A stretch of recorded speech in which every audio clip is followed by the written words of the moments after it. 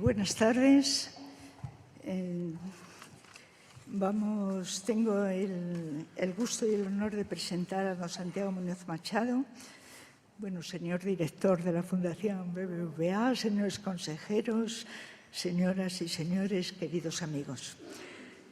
Como han visto en el folleto informativo de estas jornadas, Santiago Muñoz Machado es catedrático de Derecho Administrativo de la Universidad Complutense, académico de número de la Real Academia Española y de la Real Academia de Ciencias Morales y Políticas. Pertenece también a varias instituciones extranjeras como miembro o académico de honor. Es doctor honoris causa por varias universidades, Valencia, Córdoba, Extremadura. Tiene muchos premios por su trabajo, pero los que nunca olvida son el Adolfo Posada del Centro de Estudios Constitucionales, que celebra una de sus obras sobre el Estado, el Premio Nacional de Ensayo obtenido en 2013, la Medalla de Oro de Andalucía, por ser un reconocimiento de su tierra natal, y la Gran Cruz de San Raimundo de Peñafort, que premia su obra entera. El último ha sido el Premio Averroes de Oro, que lleva el nombre de un filósofo, médico y jurista, que tal vez aparezca en su conferencia de hoy. Autor de una obra de enorme extensión y variedad que acredita su condición de humanista, tiene publicados más de 40 libros, centenares de estudios en revistas especializadas. Muchos son de cuestiones jurídicas. Solo su Tratado General sobre Derecho Público ocupa 16 volúmenes. Ha hecho, por encargo de la Real Academia Española y del Consejo General del Poder Judicial, un diccionario del español jurídico y un libro de estilo de la justicia que han agotado sus primeras ediciones a la semana de salir. Ahora trabaja en una compilación universal de ese lenguaje que es la primera vez que se intenta en la historia de nuestro idioma. Hoy está aquí como historiador de las instituciones y de las ideas, materia que ha tratado en muchas de sus obras de gran calado. Aunque quizá no haya uno solo de sus libros en el que no aborde la historia de las instituciones que analiza, por ejemplo, los dos primeros volúmenes del tratado que antes he citado están dedicados a la historia de las instituciones. Citaré algunos monográficos que sé que a él le gustan especialmente y a los lectores también. Un estudio de historia de España a través de la justicia de todos los tiempos, es Los grandes procesos de la historia de España. Un libro verdaderamente apasionante, delicioso, bien escrito, como toda su obra, espléndido. Un recorrido excepcional por el siglo XVI, siguiendo a los intelectuales y cronistas de la época renacentista.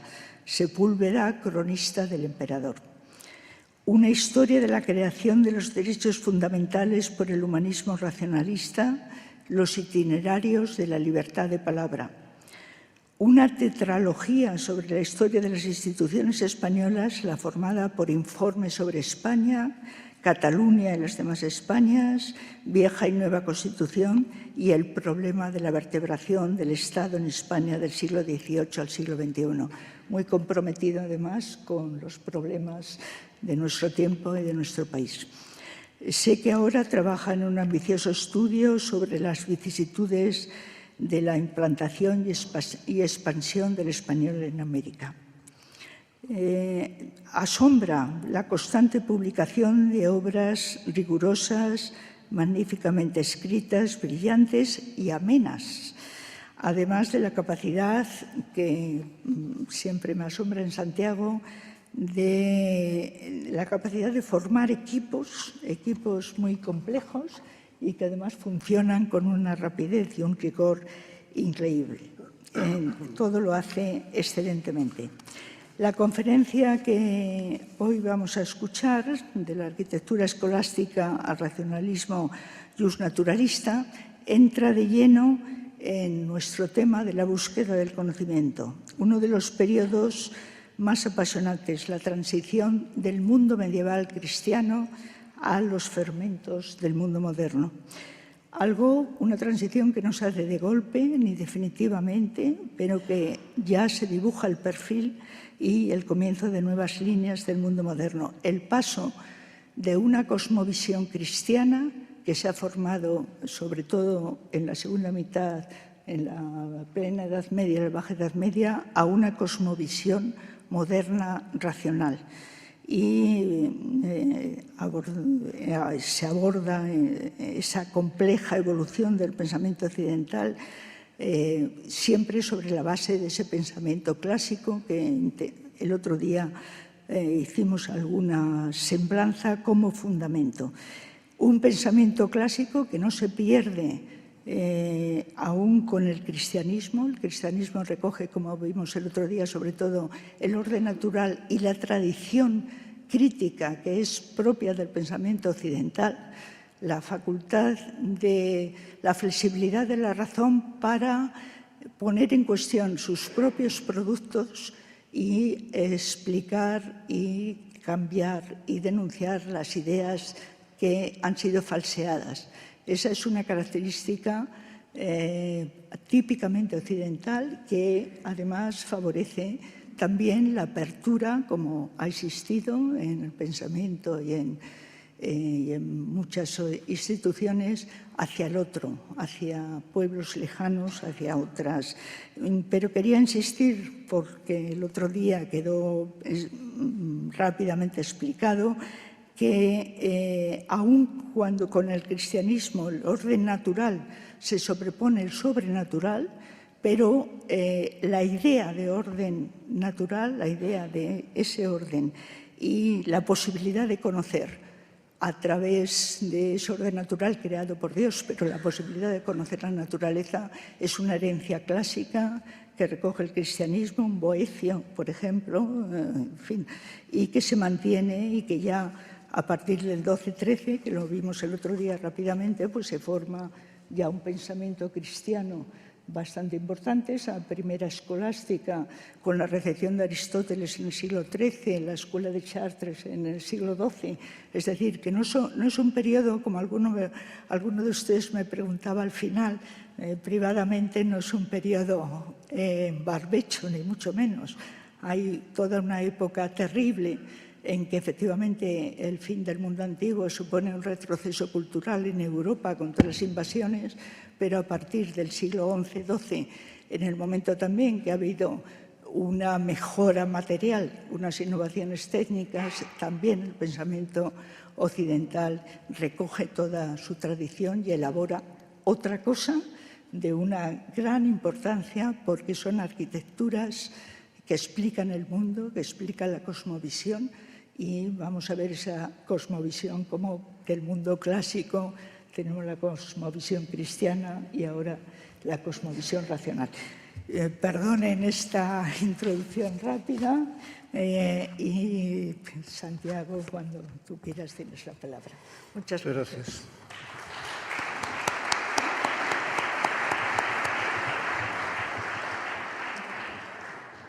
Muchas gracias a la Fundación BBVA, a su director, a Carmen Iglesias, por invitarme a participar en este importante ciclo sobre historia de las ideas.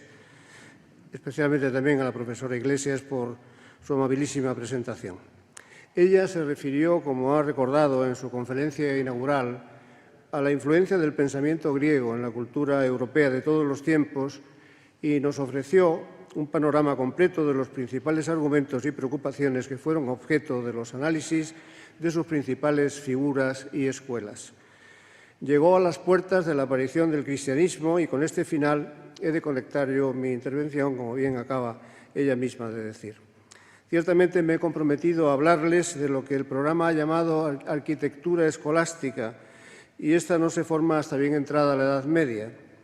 Pero es imposible comprender bien la escolástica si no se parte del preciso momento en el que las ideas cristianas empiezan a confrontarse con el acervo de la filosofía griega. Esto no ocurrió sino a partir del siglo II. Los textos que contenían el mensaje de Cristo tardaron en reunirse muchos años. Fue más simple la agrupación de las cartas de San Pablo, pero los evangelios precisaron de una depuración que tardó 3 siglos en construirse y que solo se dio por terminada después de la Carta de Atanasio del 397. La difusión de su contenido fue lenta y los primeros escritores cristianos no se preocuparon de explicar las verdades reveladas, sino solo de darlas a conocer. Los padres llamados apostólicos del siglo I no se ocuparon de problemas filosóficos, sino de cuestiones morales y ascéticas. Los padres apologistas del siglo II asumieron como tarea la defensa del cristianismo y si los filósofos aparecieron en sus obras fue solo para combatir sus errores. Es en el siglo III, al desarrollarse la patrística, desde ese siglo, cuando empiezan a buscarse explicaciones filosóficas de los contenidos del Nuevo Testamento. El cristianismo, obvio resulta decirlo, aportaba muchísimas ideas nuevas que tenían una manifiesta relevancia filosófica: la noción de Dios único, de Dios legislador, de la ley como mandato divino, la concepción del pecado original, la inmortalidad del alma. Proclamaba valores recogidos en las bienaventuranzas que suponían una revolución. Muchos de los nuevos conceptos planteaban problemas que podían ser analizados desde la perspectiva filosófica, como el de la Trinidad, la Encarnación, relaciones libertad y gracia, fe y razón. Algunos tan centrales como el de la Trinidad no habían terminado de formularse hasta el Concilio de Nicea, que se celebró en el 325. Hasta el final de la Edad Media, el término filosofía expresaba el contenido de la sabiduría pagana. Los filósofi eran personajes distintos de los sancti, dedicados estos a explicar la verdad revelada. El encuentro con la filosofía griega era inevitable, considerando que algunos textos cristianos usaban conceptos que no resultaban ajenos a los filósofos, como el de logos o verbo, que se repite mucho en la filosofía clásica griega. Muchas personas se habían formado en escuelas griegas antes de abrazar el cristianismo y llegaban conociendo el pensamiento de los grandes maestros. Y algunos cristianos empezaron también a tomar posiciones ante la filosofía, bien para condenarla o bien para tratar de compatibilizarla con la fe cristiana. La consideración de las ideas filosóficas paganas para completar las explicaciones teológicas progresó a partir del siglo III, como antes he dicho. Ofrecían muchas consideraciones útiles para acercarse racionalmente a las verdades reveladas o, al menos así lo creyeron los principales representantes de la patrística. Encontraron en Platón y el neoplatonismo, y más moderadamente en Aristóteles y sus seguidores, muchas ideas que podían ser útiles para iluminar conceptos del cristianismo.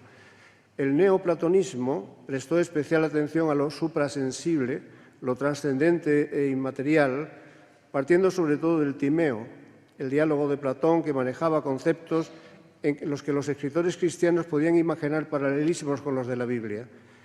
También se apreciaba esa proximidad en algunos neopitagóricos, como Numenio, que estuvo convencido de que las enseñanzas de Platón tenían una clara correspondencia con las de Moisés. Llegó a escribir Numenio que Platón era un Moisés aticista, es decir, un Moisés que hablaba la lengua ática, pero el neoplatonismo ofrecía posibilidades de conciliación entre filósofos y pensadores santos aún más evidentes, sobre todo a partir de la obra de Plotino. Había nacido este Plotino en el 205 de Cristo y se formó en Alejandría desde los 28 años en la escuela de Ammonio. Luego vivió en Roma alrededor de los 10 años poco productivos y parece que todos los discípulos de Ammonio habían pactado no escribir nada que divulgase su pensamiento, pero uno tras otro rompieron el pacto y Plotino tomó buena nota porque escribió 54 tratados. Solo se conservan de entre ellos las Eneadas. La escuela de Plotino no era igual que ninguna de las precedentes. Platón había fundado la academia para formar hombres mediante la filosofía útiles para el Estado. Aristóteles había organizado el peripato para la búsqueda del saber. Pirrón, Epicuro o Zenón habían creado sus movimientos espirituales para que los hombres pudieran conseguir la ataraxia, esto es, la paz y la tranquilidad del alma.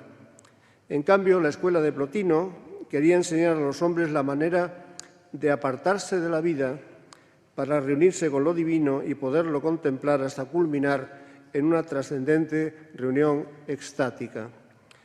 Además de estos propósitos, cuya conexión con las ideas de la religión cristiana resulta evidente, Plotino desarrolló conceptos como el de unidad, proclamándolo como el supremo principio, la infinidad del uno, la explicación de cómo proceden del uno las demás cosas, o hasta la identificación de tres realidades supremas o hipóstasis, que eran ideas a partir de las cuales poder construir aclaraciones útiles de algunas verdades cristianas. Plotino fue ampliamente utilizado por la patrística y posteriormente por la escolástica. En la primera, todo el platonismo tuvo un sitio importante, muy especialmente en la obra de Agustín, producida al final del siglo IV. Mantuvo San Agustín la creencia en el maniqueísmo hasta durante la primera etapa de su vida, hasta que fue bautizado por el obispo Ambrosio a los 33 años. En su transformación intelectual tuvo mucho que ver, como él mismo cuenta en sus confesiones, la lectura del Hortensio de Cicerón, el Hortensius. La precisa, bella y formidable prosa ciceroniana le subyugó. Escribió entonces: «En verdad aquel libro cambió mis sentimientos y hasta modificó mis plegarias, mi proposición y mis deseos. Repentinamente se convirtió en vil toda esperanza humana y con un ardor increíble suspiré la sabiduría inmortal». Pero Cristo no estaba en el Hortensius ni en toda la obra de Cicerón, como es natural, y aunque el estilo de la Biblia no era compatible con la del gran Arpinate, Ambrosio le había enseñado a entenderla. La obra de Platón en su conjunto, pero especialmente la del neoplatónico Plotino, fue esencial para dirigirlo a la búsqueda de la verdad en el alma, en la interioridad del hombre. La escolástica había empezado a formarse en el siglo VI y se desarrolló en tres etapas que concluyen en el siglo XIII, el siglo de oro de la escolástica, con figuras entonces como Alberto Magno, Tomás de Aquino, Buenaventura de Bañoregio y Juan Duns Scoto. Todos los máximos representantes tuvieron muy presentes los escritos agustinianos, utilizarán como él profusamente a Platón, pero prestarán más atención a la filosofía de Aristóteles que sus antecesores. A este añadido de la filosofía aristotélica a las exposiciones anteriores contribuyeron, por un lado, los comentarios de Boecio sobre la obra del Estagirita y, sobre todo, la difusión de las obras de Avicena y de Averroes. Boecio, Annio Manlio Torquato Severino Boecio, era su nombre completo, nació en Roma en el 470. Hizo una notable carrera política al lado del rey godo Teodorico, que interrumpieron las insidias de sus adversarios que determinaron su encarcelamiento junto a sus suegros Simaco. Ambos habían destacado en las investigaciones filosóficas y quizá este éxito fue la razón principal de las calumnias que le llevaron a la cárcel. Allí escribió Boecio su obra de referencia, De Consolatione Philosophiae, una composición con la que trató de sobreponerse a las penalidades del cautiverio. Fue ejecutado en Pavía y no pudo cumplir su ambiciosísimo propósito de traducir al latín y comentar todas las obras de lógica, moral y física escritas por Aristóteles, así como la traducción y comentario de las obras de Platón. Llegó a avanzar algo en todo ello respecto de Aristóteles, del Estagirita, pero su legado radica sobre todo en el empeño que se tomó en que las gentes de formación latina tomaran plena conciencia de la importancia de la cultura griega. Los estudiosos de sus aportaciones han considerado que Boecio fue uno de los fundadores de la Edad Media, o como han dicho otros, más exactamente Martín Grabmann, el último de los romanos y el primero de los escolásticos. Pero la presentación sistemática del pensamiento de Aristóteles ante los filósofos medievales no llegó propiamente hasta que se difundieron las aportaciones de Avicena y Averroes. La obra principal de Avicena, nacido en Persia en el 980, fue el Libro de la Curación, en 18 volúmenes, que constituyó una síntesis de la cultura clásica de enorme influencia y, sobre todo, un comentario autorizado de la filosofía aristotélica. No planteaba problemas especiales esta obra que provocaran rechazo de los pensadores cristianos porque él mismo se cuidó mucho de ajustar el pensamiento de Aristóteles a la doctrina islámica, que reclamaba de la fe de sus seguidores no menos fuerza que la cristiana. El caso de Averroes fue bien distinto. Nació en Córdoba en 1126 y su comentario a la obra aristotélica le permitió establecer conclusiones sobre aspectos tan delicados para el pensamiento cristiano como la afirmación de la eternidad del mundo o la negación de la inmortalidad del alma individual. Estas posiciones eran incómodas para la teología y la filosofía cristianas y determinaron que Averroes se convirtiera en una fuente de preocupaciones y generara continuos debates y prohibiciones desde que se introdujo su lectura en la Universidad de París. Nadie había comentado de forma tan profunda la obra de Aristóteles hasta que él lo hizo. La exaltación por Averroes de la obra del Estagirita fue máxima, dijo. Ninguno de los que han venido después de él hasta nuestros días, es decir, durante 1500 años, ha podido agregar nada digno de mención a lo que él dijo. Es algo verdaderamente maravilloso que todo esto se encuentre en un solo hombre. Cuando se producen desacuerdos entre la filosofía y la teología, es necesario ponerse del lado de los filósofos, dice Averroes. Cuando se plantean diferencias de interpretación de un texto religioso, hay que estar a los dictados de la razón, dice Averroes. La verdad a la que conduce la razón es distinta en ocasiones de la dictada por la teología. Esta doble verdad, la verdad teológica y la verdad racional, se ha explicado tradicionalmente por los estudiosos de la obra de Averroes como una característica de su filosofía, pero su interpretación de Aristóteles no deja dudas sobre su inclinación única por las conclusiones que se alcanzan con la razón. La recepción y utilización de la obra de Aristóteles por los teólogos y filósofos cristianos que construyeron el pensamiento escolástico requería ajustes e interpretaciones más serias que las que precisó el platonismo. Todo el programa de la escolástica buscó la manera de armonizar la razón y la fe y, dependiendo de los autores, osciló entre la aceptación incuestionable de la verdad revelada, manteniendo una estricta separación entre la teología y la filosofía, o asumir algunos conceptos de grandes filósofos. Platón fue rápidamente adoptado por la patrística y la escolástica trató además de servirse de la obra aristotélica. El formidable intelectual que fue San Alberto Magno, nacido hacia 1193, fue el primero de los grandes escolásticos en establecer distinciones esenciales entre la teología y la filosofía, enunciando sus respectivos propósitos y métodos. Su obra tuvo una riqueza temática y abarcó una variedad de intereses realmente asombroso, excepcional. Tomás de Aquino, discípulo de Alberto Magno, fue un auténtico genio de la metafísica, como dijo de él Etienne Gilson, y uno de los más grandes pensadores de todos los tiempos. Ni de Alberto ni de Tomás es posible decir algo en una conferencia como esta que pueda resumir la enormidad de su obra intelectual. Elaboró un sistema del saber más aristotélico que platónico y agustiniano, admirado por su trayectoria, por su transparencia, por su magnífica sistemática. Sus primeros libros, escritos siendo todavía un joven estudiante en París, son De Ente et Essentia, De Principia Naturae, completados luego por sus Quaestiones Disputatae, De Veritate, el Comentario de Trinitate, la Summa contra Gentiles.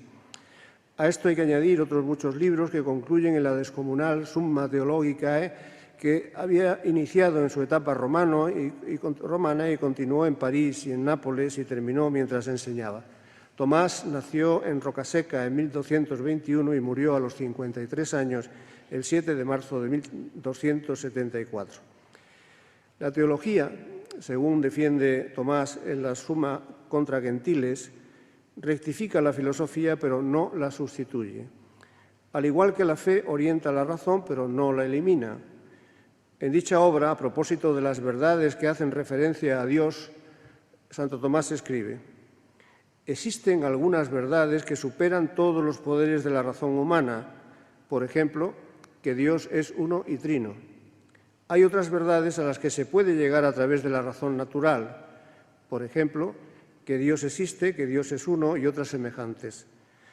Por este camino es posible llegar a postulados universales porque son racionales y edificar sobre ellos un razonamiento superior para profundizar en los mismos conceptos desde un punto de vista teológico. Ni Alberto Magno ni Tomás de Aquino se propusieron asimilar la doctrina de Aristóteles sin más. Más bien hicieron prevalecer siempre la fe contra cualquier aceptación incondicionada de la doctrina del filósofo griego, reconociendo que el peripatetismo contenía verdades, pero no era, sin embargo, la verdad, y no escatimaron argumentos para erradicar las posiciones aristotélicas que consideraron falsas. En este esfuerzo de conciliación radica realmente el tomismo. De forma simultánea o inmediatamente posterior a las grandes construcciones teóricas de Santo Tomás, el escolasticismo del siglo XIII se mostraría contrario a la filosofía con carácter general, otras veces inclinado a reducir la influencia del aristotelismo a favor del platonismo y otras asumir el averroísmo en su versión más directa. La inclinación favorable al platonismo fue la opinión caracterizada de Buenaventura, de San Buenaventura, Buenaventura de Baño-Reggio, para quien Aristóteles era una autoridad en el terreno de la física, pero en el saber filosófico habría que atribuirle la primacía a Platón. En una famosa página de sus Colationes in Hexaemerum, Buenaventura afirma que el rechazo de la teoría platónica de las ideas es el origen de los errores de Averroes y sus seguidores. Frente a posiciones como la de Buenaventura, que no cedieron un palmo a la razón frente a la fe, un representante significativo del averroísmo del siglo XIII fue Sigier de Brabante, profesor en París. Sigier defendió la interpretación que Averroes había formulado acerca de Aristóteles y, por tanto, profesaba de la doctrina de la eternidad del mundo y de la unidad del intelecto posible, la inmortalidad del conjunto, lo que le valió una acusación de herejía.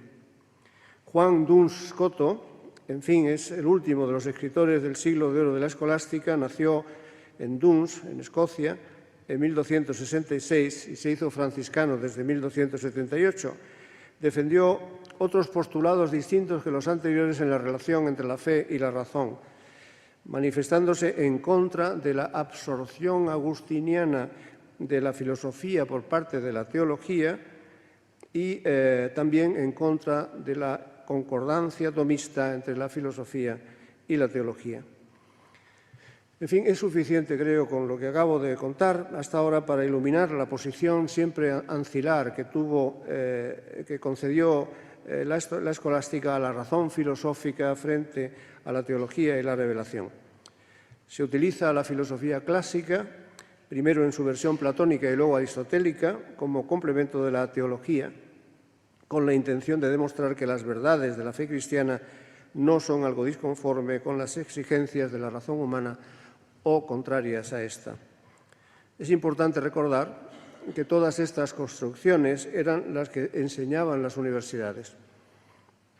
Era la escolástica la que dominaba los estudios universitarios y copaba no solo los dominios de la teología y la filosofía, sino también el terreno de la política, especialmente en lo que concierne a los fundamentos del Estado y el poder de los monarcas y sus relaciones con el papado.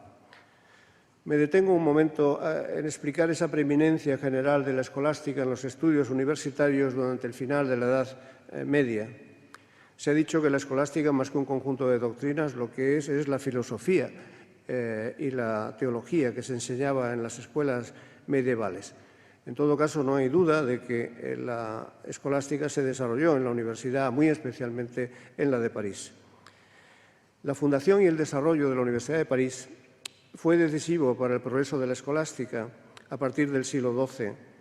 Algunos doctos profesores, como Abelardo, habían conseguido atraer hacia París muchos estudiantes que venían de Italia, Alemania e Inglaterra. Los reyes tenían razones para proteger a esta masa de gentes, le daban brillo a la capital y aumentaban su influencia.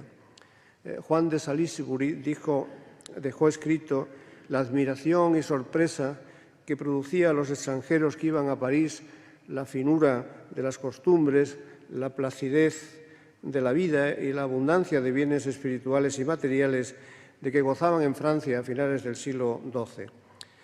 Los reyes de Francia tenían, por tanto, buena disposición hacia esta clase de organizaciones. El verdadero fundador, sin embargo, de la Universidad de París fue un papa, Inocencio III, y los que aseguraron su desarrollo, sucesores suyos, principalmente Guillermo IX. Desde el punto de vista de Inocencio III o de Gregorio IX, la Universidad de París podría ser un medio de acción poderosísimo a disposición de la Iglesia para difundir la verdad cristiana en el mundo entero, o una fuente inagotable de errores capaces de envenenar toda la cristiandad. Por tanto, era importante controlarla. Inocencio III fue el primero que quiso hacer de la universidad una maestra de la Iglesia, una maestra de la verdad para toda la Iglesia. No hay, dice Gilson, ni una sola de las grandes obras de Santo Tomás de Aquino que no proceda directamente de la enseñanza o que no haya sido concebida con vistas a la enseñanza. Lo mismo puede decirse de San Buenaventura, de Duns Scoto, de Guillermo de Ockham, todas basadas en comentarios a las sentencias de Pedro Lombardo. Pero en el siglo XIII, toda la preocupación por la sabiduría y la lectura clásicas disminuyó drásticamente. Si se introducían en la enseñanza las obras de Aristóteles, era a costa de reducir el tiempo dedicado a la gramática y a las letras, y a los estudios clásicos, como las matemáticas y demás artes liberales. No desapareció por completo el antiguo saber ni el estudio de las letras, pero se le quedó poco espacio en relación con la filosofía y la teología escolásticas. Hubo protestas contra este retroceso, como el de Roger Bacon, pero tuvieron poco eco. La literatura prácticamente había desaparecido de la Universidad de París. Una vez abandonada la gramática latina, si era preciso leer algunos textos, se tenían la Biblia y el latín de la liturgia, y se leían los clásicos algunas veces, aunque ciertamente los programas universitarios no los imponían. Las circunstancias que concurrieron para que se derrumbara la escolástica que se desarrolla en este ambiente y que empieza a entrar en crisis a principios del siglo XIV, desde finales del XIII y principios del XIV, son muchas. Su arquitectura levantada con tanto empeño durante tantos años a lo largo de la Edad Media empezó a quebrarse por muy diversas circunstancias. El fenómeno de este resquebrajamiento está en conexión con los enfrentamientos entre los monarcas de los nacientes estados europeos con el papado, pero también estuvo relacionado con el agotamiento de algunos dogmas que empezaron a ser combatidos desde dentro por insignes representantes de algunas órdenes religiosas, como fue el caso de Guillermo de Ockham o Marsilio de Padua.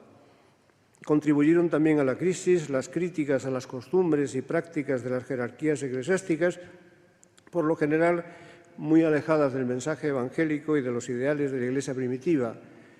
Ganaron terreno las lecturas directas de Aristóteles y los postulados averroístas, también y muy especialmente el éxito del humanismo en Italia desde Petrarca y su expansión a otros estados europeos. La revolución científica empezó a apuntar con las obras de algunos físicos y matemáticos que utilizaban métodos empíricos como fundamento de sus teorías. La reforma protestante, las sucesivas guerras de religión en los estados centrales de Europa y las demandas filosóficas y políticas a favor de la tolerancia. No resulta posible que me detenga en el examen de todos estos fenómenos, que no agotan, sin embargo, las razones totales de la crisis de la escolástica, pero seguiré la pista de algunas cosas que son claves en la transformación. La escolástica había desarrollado, entre otras doctrinas políticas, las que pretendían la primacía del papado sobre el poder civil de los monarcas. Este tipo de proposiciones incurrieron en descrédito en los años finales del siglo XIII y primeros del XIV. La época era enormemente conflictiva. El Papa Bonifacio VIII y Felipe IV el Hermoso, rey de Francia, habían tenido diversos enfrentamientos a propósito de la pretendida supremacía política del Papa como representante de la cristiandad. Se enfrentaban a una concepción nacionalista, galicana, del orden político, sostenida por el monarca francés, y otra centralista y universalista, que era la del papado. Durante la confrontación se cursaron amenazas de excomunión del Papa contra el rey y maniobras del rey para convocar un concilio que efectivamente llegó a convocarse en Lyon, que juzgase el concilio al Papa. Las discrepancias se mantuvieron con los papados siguientes de Benedicto XI y Clemente VI, cuya subordinación al monarca francés se incrementó. Clemente VI fue el papa que acordó a instancias del monarca francés la confiscación de los bienes de los templarios y la disolución de la orden. También decidió este papa, que había sido arzobispo en Burdeos, trasladar la sede pontificia a esta ciudad. Más tarde la instaló en Aviñón, considerando que tenía una ubicación geográfica mejor para los viajeros de todas las partes de Europa. Y cuando murió Clemente VI ya era un hecho consolidado que la residencia de los papas permanecería en Aviñón. Allí mantuvieron la sede otros 6 pontífices, todos ellos franceses, y en este periodo no dejaron de plantearse conflictos entre la Iglesia, el emperador, los monarcas. El retorno de los papas a Roma no ocurrió hasta 1375. No obstante, sobrevendría después el denominado Cisma de Occidente, que duró entre 1378 y 1447, durante el cual se mantuvo un papa en Aviñón y otro en Roma, y en algún momento llegó a haber hasta 3 papas simultáneamente. Los poderes encarnados en la figura teocrática del romano pontífice estaban puestos en cuestión también por revueltas y manifiestos sociales de orientación anticlerical, como la Jacquerie en Francia o el movimiento de los Lollardos en Inglaterra. También se estaban desarrollando corrientes de pensamiento muy contrarias a la manera de comportarse la Iglesia y sus jerarquías, muy especialmente los movimientos encabezados por John Wycliffe en Inglaterra, era profesor de teología en la Universidad de Oxford, y Jan Hus, teólogo y sacerdote en Bohemia, en la mitad y finales de los años del siglo XIV. Algunas de sus ideas son precursoras de las que manejaría Lutero siglo y medio después para provocar la Reforma protestante. Los Lollardos, seguidores de Wycliffe, y los husitas, discípulos de Hus, defendieron conceptos bastante próximos y criticaron con dureza la situación y las prácticas de la Iglesia de su tiempo, como la corrupción moral, el lujo o la venta de las indulgencias. Proponían la vuelta al cristianismo primitivo. En todo el norte de Europa se desarrolló también, a finales del siglo XIV, una corriente que proponía la práctica religiosa individual, intimista y apoyada directamente en las Sagradas Escrituras, apartándose de las complejas construcciones escolásticas. Este movimiento se organizó en torno a los hermanos de la vida común, cuyas ideas en la historia de la Iglesia se agrupan en la denominada devotio moderna, y que acogió el De Imitatione Christi de Tomás de Kempis, que es el libro más leído por la cristiandad después de la Biblia. Defendían los hermanos de la vida común la utilización directa de la Biblia frente a las especulaciones de los escolásticos tan enojosas y difíciles de entender. El biblismo postulaba la sobriedad, la sencillez, el recogimiento y la oración. En este terreno escribió Guillermo de Ockham, en este ambiente, y sus obras, en consecuencia, son el perfecto reflejo de cómo pesaron sobre la escolástica los sentimientos y tensiones de la Europa del siglo XIV. Han escrito Reale y Antiseri que con Ockham la escolástica llega a su epílogo. Nació en el condado de Surrey, en la aldea de Ockham, a unos 30 kilómetros de Londres, alrededor de 1280. Entró en la orden franciscana después de cumplir 20 años. Hizo en Oxford sus estudios universitarios y con 24 se dedicó a comentar las sentencias de Pedro Lombardo en la misma universidad, como hacían todos. Entre 1318 y 1324 escribió Lectura Libri Sententiarum, la Expositio Superfysicam, la Expositio Aurea, la Ordinatio y los Quod Libeta.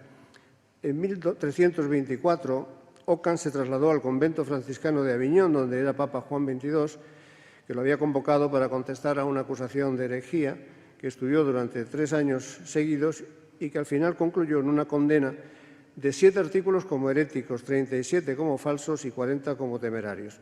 Ockham estaba completamente convencido de la imposible conciliación entre la razón y la fe. Consideraba inútiles los intentos tomistas de Buenaventura y de los escotistas de utilizar como intermediarios entre razón y fe diversos elementos de la filosofía aristotélica o hallazgos agustinianos. Rechazaba las explicaciones del dogma de la Santísima Trinidad de Agustín, de Anselmo y de Buenaventura, y escribió: que una única esencia simplicísima sea tres personas realmente distintas es cosa de la que no puede convencerse ninguna razón natural, y eso lo afirma la fe católica, como algo que supera todo sentido, todo intelecto humano y casi toda razón. La razón no puede ofrecer ningún apoyo a esta idea porque no logra otorgar al dato revelado más transparencia que la que ya viene dada por la fe. Por lo que respecta al tema de la plenitud o potestatis del Papa, la absoluta concentración del poder en el pontífice, Ockham escribe en su Breviloquium que, como la autoridad del Papa solo puede tener un carácter pastoral y moral, no tiene ningún título para legislar para todo el pueblo. Las cuestiones temporales entran en el ámbito exclusivo del poder civil. Ideas semejantes desarrolla Marsilio de Padua en su obra central, que es el Defensor Pacis, y cuyo contenido no me detengo. Durante la época que el Papa tuvo sede en Aviñón y al tiempo que Ockham y Padua escribían sus obras antiescolásticas, empezó a incubarse una renovación intelectual, la más importante renovación intelectual de ese siglo y de los inmediatos siguientes. El establecimiento de la corte pontificia en Aviñón convirtió la ciudad en un centro importante de mecenazgo cultural y de influencias económicas y sociales que contribuyeron al lustre y al desarrollo, al prestigio de la ciudad. Un florentino llamado Petraco, padre de Petrarca, se estableció en el pueblo de Carpentras, en las cercanías de Aviñón. En Aviñón pasó Petrarca su juventud, aprovechando las ventajas del entorno papal y de los superiores medios culturales que la ciudad ofrecía, principalmente la biblioteca, que se estaba formando allí con una cantidad de volúmenes insólito para la época. Y recibió además una formación latina seria de un modesto maestro que le enseñó en Carpentras, antes de partir ulteriormente para Bolonia, primero Florencia después. Allí se convirtió en un lector impenitente de los grandes clásicos romanos y muy especialmente de Cicerón, a quien veneró toda su vida. Le entusiasmaba la musicalidad y la belleza del lenguaje ciceroniano. Para Petrarca fue siempre el maestro de la elocuencia. Leyó a Cicerón hasta que las obras de la patrística, antes que a las obras de la patrística o cualquier otra. Pasarían años hasta que, habiendo conocido ya a Laura a los 23 y en medio de los sufrimientos que el amor negado le causaba, un amigo le regaló las Confesiones de San Agustín. Debió ser en 1333 e influyó sobremanera en Petrarca la obra de San Agustín, aunque su escritura latina no era comparable en absoluto con la calidad y belleza del gran Cicerón. Pero en sus cartas dejó dicho que las Confesiones fueron para él la entrada en toda la literatura sagrada. La elocuencia de las Confesiones hizo en Petrarca un papel parecido al que el Hortensio de Cicerón había hecho siglos antes en San Agustín. El traslado de la corte pontificia a Aviñón había producido también el efecto secundario de crear en Italia un clima muy favorable a la renovación del orden de ideas que habían dominado el medievo. El movimiento intelectual que hoy llamamos humanismo se desarrolló sobre todo en Florencia porque allí existía un número significativo de gentes influyentes y adineradas que pudieron dedicar mucho dinero a la educación y a la cultura. Concentró la ciudad un gran número de personas que llegaron a destacar entre las élites intelectuales de finales del XIV y de todo el siglo XV. Cuando murió Petrarca, en 1374, Florencia ya estaba totalmente impregnada por los valores de los Studia Humanitatis. Uno de los componentes más característicos de esta movilización política y cultural fue el redescubrimiento del mundo clásico. La crisis y decadencia intelectual en que vivía desde mediados del siglo XIII condujeron a buscar en el pasado remoto, en la antigüedad clásica, ideas y valores con capacidad renovadora. Ocuparon la primera línea las formas de vida, los escritos y el pensamiento político y filosófico de que se habían servido los romanos, la gente romana acomodada, que trataron de imitar apasionadamente. Se tomó como referencia para la identificación de la cultura clásica lo que habían dejado escrito los mejores intelectuales, y en cuanto al canon de la lengua latina, naturalmente Cicerón. La difusión de estos ideales tuvo a su favor la fuerza intelectual y la devoción de personajes como Petrarca, Boccaccio y sus seguidores, y su influencia se hizo efectiva en la participación de nuevos programas, en la preparación de nuevos programas educativos como los que llevó a cabo por primera vez Pier Paolo Bergerio y aplicaron luego destacadísimos pedagogos durante todo el siglo XV, como Gasparino Barzizza, Guarino Guarini de Verona o Vittorino da Feltre.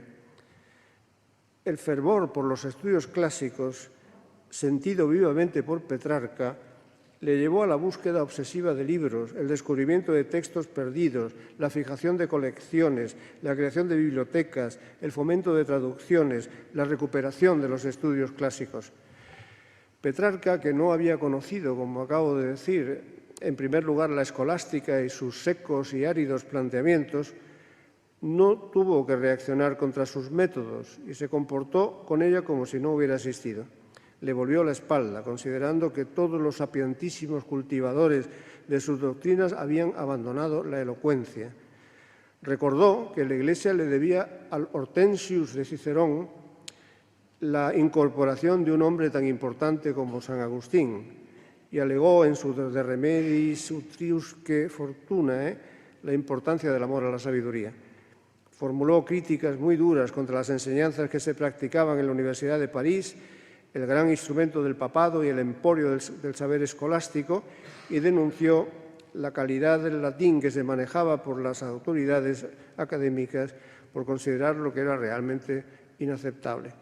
Se mantuvo a partir de entonces una distinción entre los bárbaros y los cultivadores de los Studia Humanitatis para señalar dos tipos de cultura muy diferentes. Los bárbaros estaban en la Universidad de París y su tradición intelectual ya se había hecho permanente, de la universidad de la que decía Petrarca que no había salido ni un hombre de estudio que mereciera la pena. Toda la historia de la Universidad de París era para él un interludio bárbaro que quería poner entre paréntesis para que se abriera de nuevo el camino del verdadero saber, que empezó en Italia y desde Italia tenía que difundirse de nuevo. La recuperación de los clásicos volvió a situar en primer lugar a Platón y Aristóteles, de cuyas obras se hacen nuevas traducciones más ajustadas y completas. Marsilio Ficino destacó en las traducciones de Platón y Argirópulo en las de Aristóteles, y retornaron también los argumentos filosóficos ya conocidos por la escolástica, pero con enfoques que evitan el viejo contraste entre fe y razón y se atienen a la interpretación de los textos. Pietro Pomponazzi, el gran estudioso de Aristóteles, provocó un escándalo que a punto estuvo de costarle caro con su libro De Immortalitate Anima, porque sostenía que, aunque él creía en ese principio teológico, no había encontrado un solo párrafo en la obra de Aristóteles en que pudiera sostenerse. El ataque final, más destructivo contra la escolástica, resultó de forma indirecta, ya en el siglo XVI, de la Reforma protestante. No puedo detenerme, claro, a exponer los términos en que se desarrolló este capital acontecimiento de la historia de Europa. Destacaré tan solo la evidencia de que rompió la unidad de la cristiandad y generó la necesidad de desarrollar conceptos de nuevo cuño que dieran respuestas a problemas políticos y sociales que no se habían planteado con anterioridad de un modo explícito y definitivo. En octubre de este año de 2017, en el que vivimos, van a cumplirse 500 años desde que Lutero puso de manifiesto en Wittenberg sus 95 tesis contra las indulgencias y sus supuestos fundamentos teológicos, que marcaron el punto de partida de la gran controversia religiosa que fragmentó la cristiandad. La confrontación de Lutero, primero con el papado, que expidió las bulas Exsurge Domine de junio de 1520 condenándolo y la Decem Romanum Pontificem de junio de 1521 excomulgándolo, y enseguida con el emperador, tras el fracaso de la Dieta de Worms de 1521, concluyó con una apelación del reformador a su propia conciencia. Aparece por primera vez esta apelación a la conciencia como derecho, a la libertad de conciencia como derecho, que hizo constar en su famosa declaración final ante la Dieta de Worms. Y en tanto mi conciencia es esclava de la palabra de Dios, dijo, No puedo ni quiero retractarme de nada, ya que ir contra lo que dice la conciencia es arriesgado y peligroso para la salvación.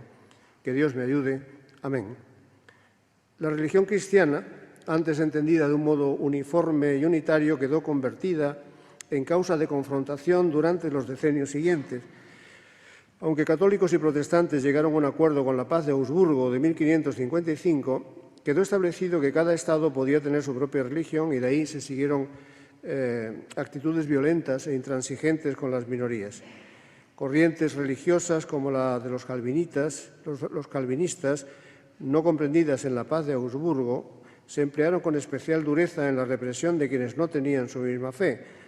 Fueron muy importantes las ayudas acciones de Calvino en Ginebra.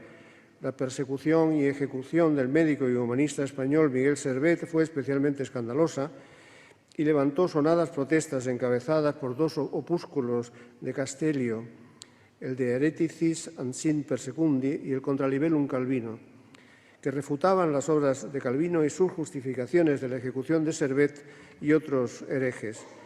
En el Contralibellum está la famosa condena moral de Castellio contra la intransigencia en materia de libertad de pensamiento. Matar a un hombre, escribió, no es defender una doctrina, es matar a un hombre. Todo esto ocurría en los años centrales del siglo XVI, cuando en Francia se habían desatado las horribles guerras de religión que producirían muchos miles de muertos hasta llegar a la bárbara noche de San Bartolomé de 1572. Solo 4 años después de la noche de San Bartolomé, el día en que fueron masacrados los hugonotes en París y otras ciudades francesas, Juan Bodino escribió les 6 libros de la République, los 6 libros de la República, que se convertiría en una obra influyente para el fortalecimiento del poder de los monarcas de toda Europa, defendiendo su soberanía, que definió como un poder supremo, originario, indivisible e imprescriptible. Un poder que los monarcas necesitaban para mantener la paz de sus naciones y asegurar las adecuadas relaciones entre sus súbditos. Pero junto al robustecimiento del poder de los monarcas era preciso que en cada reino en el que podían convivir minorías que profesaban diferentes religiones se implantara la tolerancia. La tolerancia permitiría el ejercicio de los derechos y que emergiera la primera libertad, la libertad de conciencia, la libertad de pensamiento, vinculada también a la libertad religiosa. Esta necesidad está explícita en la obra de Bodino, en la que se combina la defensa del robustecimiento del poder del monarca con esta exigencia que acabo de recordar. Todas estas novedades, todos estos acontecimientos son coetáneas y suceden en la mitad del asombroso siglo XVI. Y ocurre también en esa mitad del siglo XVI que se inicia la revolución científica a la que se le puede poner una fecha de inicio, el 1543, que es el año de la publicación de la obra de Nicolás Copérnico de Revolutione. A partir de ese momento se consolida un método de investigación de la naturaleza de carácter experimental y completamente separado de la fe y, por tanto, de las explicaciones de la escolástica, que ya no valen para nada, como dejó de valer para algo también la física de Aristóteles, arrasada por el nuevo método de los astrónomos y científicos y matemáticos emergentes. Hacía falta, en consecuencia, una renovación total de la filosofía escolástica o al menos una modernización de sus principales doctrinas. A ellos se estaban aprestando algunos pensadores europeos que impulsarían las corrientes intelectuales que más tarde se agruparían en el denominado justnaturalismo racionalista y que tuvieron al holandés Hugo Grocio como indiscutible fundador. Pero he aquí que la escolástica resurgió de su ruina y se anticipó a establecer las bases sobre las que se produciría la modernización del pensamiento filosófico en el siglo XVII. Los cambios ideológicos, científicos, políticos y sociales del siglo XVI urgían explicar los fundamentos humanos, no divinos, del poder civil, sus relaciones con la Iglesia, justificar la existencia de derechos subjetivos de los individuos y establecer las pautas para la convivencia en el plano internacional entre todos los estados, ahora ya huérfanos de la tutela final de la Iglesia, cuyo dominio universal había quedado roto. Que la escolástica reapareciera en el contexto que he descrito y con la fuerza e influencia que llegó a recuperar fue realmente insólito. Este resurgimiento sucedió principalmente en España y estuvo a cargo de ínclitos miembros de las órdenes de los dominicos y de los jesuitas. Esta corriente será conocida como neoescolástica o segunda escolástica o escolástica española o escolástica del siglo XVI y sus doctrinas influirán en toda Europa. Francisco de Vitoria, Domingo de Soto, Melchor Cano, Domingo Báñez, Gabriel Vázquez y finalmente el gran Francisco Suárez son los mayores representantes de esa generación que se desenvuelve entre siglos, desde el XVI al XVII. No es casualidad que la reacción se produjera en España, porque había sido la nación menos afectada por las disensiones de la Reforma protestante. Muchos dominicos habían participado en el Concilio de Trento, que se abrió en 1545, de nuevo la mitad del siglo, coincidiendo prácticamente con el año de la publicación de la obra de Copérnico, que produjo una renovación importante del pensamiento escolástico, y la Compañía de Jesús, que se había fundado en 1540, participó muy activamente también en ese movimiento. No voy a exponer, desde luego, porque no tengo tiempo para hacerlo, las construcciones filosóficas de la escolástica española, pero me limito a señalar que casi todos los problemas nuevos concernientes a los fundamentos del poder, los derechos individuales y las relaciones entre las naciones están presentes en sus obras antes de que aparecieran en los representantes del justnaturalismo racionalista. Me limitaré a recordar las contribuciones de las dos figuras más destacadas de este periodo, que fueron el dominico Francisco de Vitoria y el jesuita Francisco Suárez. En la obra de Vitoria, que había estudiado en París a partir de 1508, se sostienen proposiciones fundamentales para el reconocimiento de derechos a los individuos y a las sociedades civiles. Construyó su doctrina con ocasión de los debates suscitados por la conquista española de América y la expuso especialmente en sus dos relaciones de Indis. Vitoria tuvo en cuenta dos perspectivas en la defensa de los derechos humanos. Una internacionalista, preocupada por la salvaguardia de los pueblos y las sociedades civiles, y otra individualista, que se fundamenta en la dignidad de la persona y sus derechos inalienables. El reconocimiento de los derechos de los Estados y de las instituciones colectivas fue considerada por el dominico esencial para la convivencia en el marco de una comunidad regida por el jus gentium, que está en los orígenes del derecho internacional moderno. A partir de esta doctrina, como les digo, empezaría a formarse justamente el derecho internacional. Por otro lado, sus posiciones a favor de los derechos de las personas, con independencia de la cultura o de la nación de la que formen parte, le llevó a considerarlos universales e inalienables. También en este punto el pensamiento vitoriano habría de ser un punto de partida para la formación de la teoría de los derechos naturales, que ganó impulso con el justnaturalismo racionalista, hasta llegar a su positivación, su aprobación en normas, que fueron las declaraciones de derechos de finales del siglo XVIII. Suárez, por su parte, argumentó en su Defensio Fidei, entre otros asuntos pendientes de replanteamientos filosóficos y teológicos, contra la teoría del derecho divino de los reyes, sosteniendo que el gobernante recibe su poder de la comunidad política. Los monarcas de la época se inquietaron mucho con esa tesis, que suponía desvincular la monarquía del papado y negar que el poder procediera de Dios. Era el pueblo el que lo otorgaba. Esta idea había sido ya sostenida antes por otros filósofos, como Juan de Salisbury en el siglo XII, Tomás de Aquino en el XIII u Ockham en el XIV, de modo que Suárez asumía un punto de vista bastante general entre los teólogos escolásticos, aunque nunca se había hecho de un modo tan explícito como en la obra del jesuita.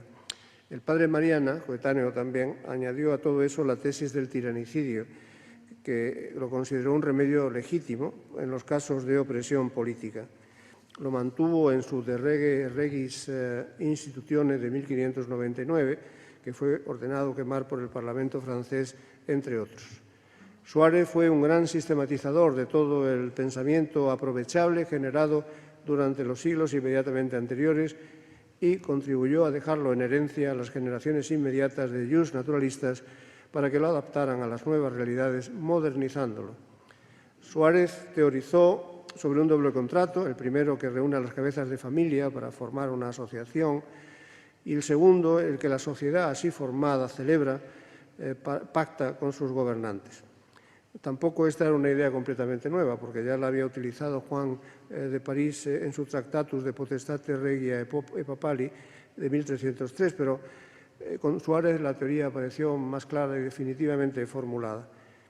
Los escritores dominicos y sobre todo jesuitas plantearon la separación entre la teoría política y social de la teología. La obra de Suárez, aunque partiese de la filosofía escolástica, podía separarse perfectamente de la teología sin sufrir ninguna mutilación. No lo hizo, pero podría haberse hecho.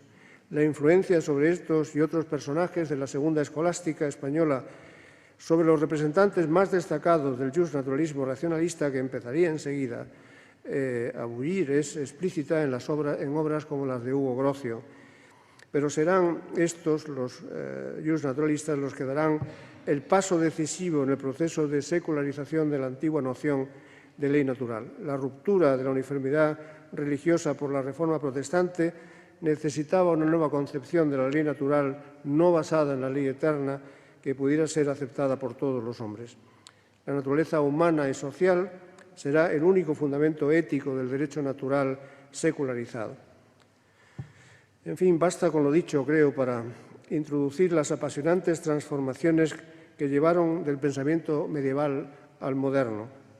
El tiempo no me permite siquiera, ni creo tampoco que sea procedente ni prudente, que me detenga a exponer la obra de los primeros filósofos del justnaturalismo racionalista.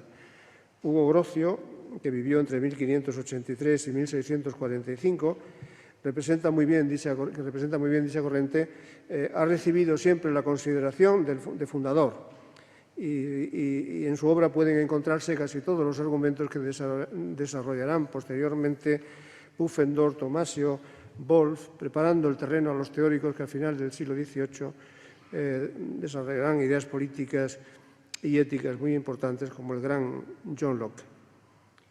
La conocida fórmula definitoria del derecho natural de Grocio dice que este es un dictado de la razón que indica que alguna acción, por su conformidad o disconformidad con la misma naturaleza racional, tiene fealdad o necesidad moral y, consiguiente, está admitida o prohibida. Son mandatos de suyo lícitos o ilícitos, sin necesidad de invocar la teología ni la figura de Dios. Este mandato es personal, es universal y permanentemente válido.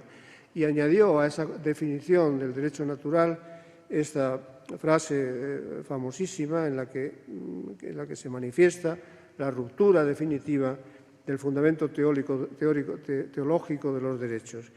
El derecho natural es tan inmutable que ni un Dios lo puede cambiar. Las explicaciones de Grocio de las relaciones entre Estados soberanos sentarían las bases del derecho internacional moderno. Aquí sigue de modo especial lo que ya había construido el padre Vitoria, a quien cita repetidamente en el De Jure Belli ac Pacis. Pero la más importante conclusión de su obra es que proporcionó un método racional al que en el siglo XVII se podía considerar científico para llegar a un conjunto de proposiciones por las que habían de regirse los sistemas políticos y el derecho positivo. Era esencialmente una apelación a la razón, como lo habían sido también las versiones antiguas del derecho natural, pero configuró el papel de la razón otorgándole una prevalencia que no había tenido nunca antes.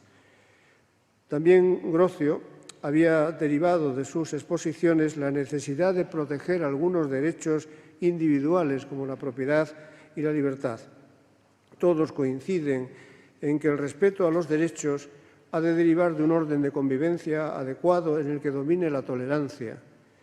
Respecto de los derechos, no cabe duda de que la tolerancia fue el gran concepto que aportaron las doctrinas racionalistas.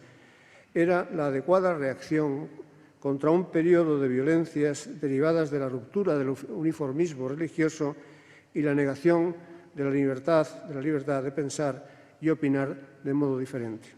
Muchas gracias por su atención.